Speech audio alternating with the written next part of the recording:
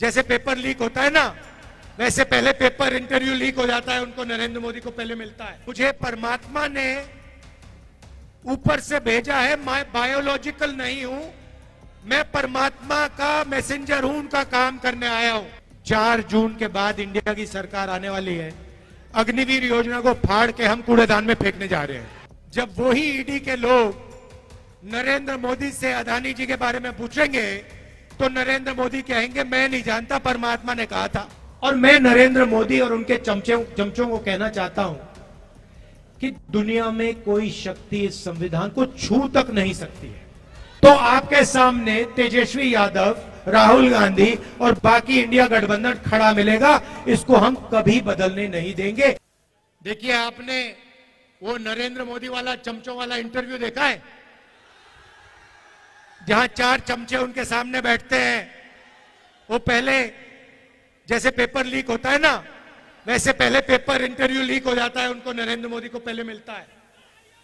अब एक इंटरव्यू में चमचे ने उनसे पूछा, नरेंद्र मोदी जी आप आम कैसे खाते हो? क्या काट के खाते हो या चूस के खाते हो?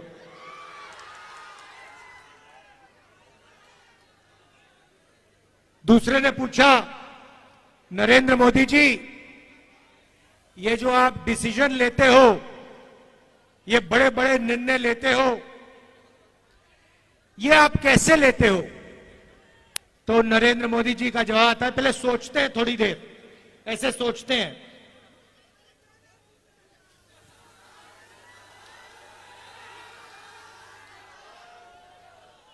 थोड़ा टाइम लगता है और फिर कहते हैं ये जो निर्णय होते हैं इनको मैं नहीं लेता, ये परमात्मा लेता है। मुझे परमात्मा ने ऊपर से भेजा है, मैं बायोलॉजिकल नहीं हूं, मैं परमात्मा का मैसेंजर हूं, उनका काम करने आया हूं। ये उन्होंने पता है क्यों कहानी निकाली है, ये परमात्मा वाली? क्योंकि चुनाव के बाद जब वही ईडी के लोग नरेंद्र मोदी से अदानी जी के बारे में पूछेंगे तो नरेंद्र मोदी कहेंगे मैं नहीं जानता, परमात्मा ने कहा था। मोदी जी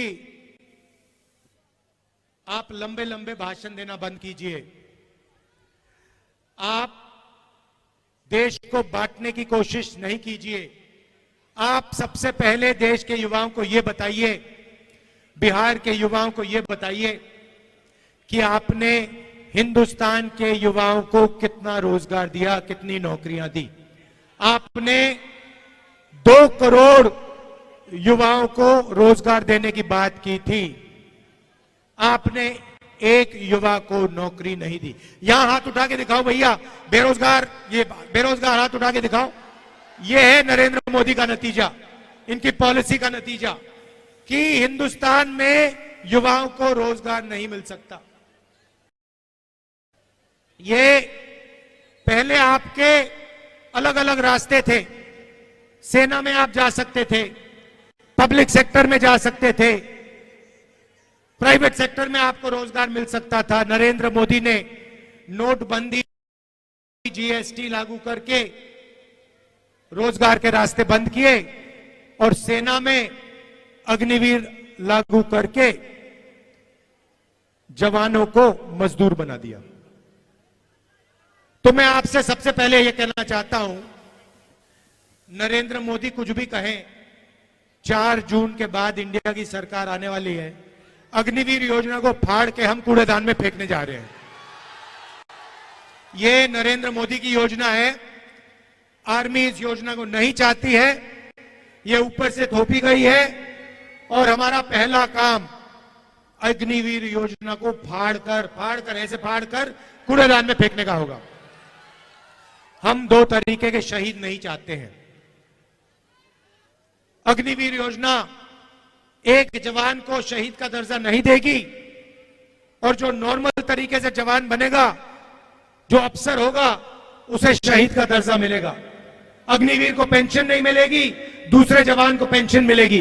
अग्निवीर को कैंटीन नहीं मिलेगी, दूसरे जवान को कैंटीन मिलेगी। ये अन्याय हम नहीं चाहते हैं, इसलिए अग्निवीर योजना को हम रद्द करने जा रहे हैं, खत्म करने जा रहे हैं। और जैसे पहले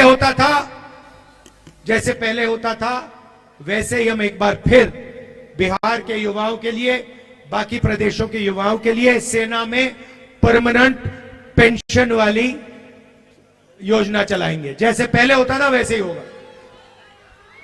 अब भाइयों और बहनों, ये जो चुनाव है ये संविधान का चुनाव है। ये पहला चुनाव है जहां बीजेपी के नेताओं ने कहा है कि हम इस संविधान को फाड़ के फेंक देंगे। भाइयों और बहनों, ये जो संविधान है ये आपकी आवाज है और इसको बाबा साहब अंबेडकर जी ने, गांधी जी ने, नेहरू जी ने देश की जनता के साथ मिलकर बनाया है। और मैं नरेंद्र मोदी और उनके चमचों को कहना चाहता हूं कि दुनिया में कोई शक्ति इस संविधान को छू तक नहीं सकती है। और अगर आपने कोशिश की तो आपके सामने तेजस्वी यादव, राहुल गांधी और बाकी इंडिया गठबंधन खड़ा मिलेगा। इसको हम कभी बदलने नहीं देंगे, इसको कभी रद्द नहीं होने देंगे।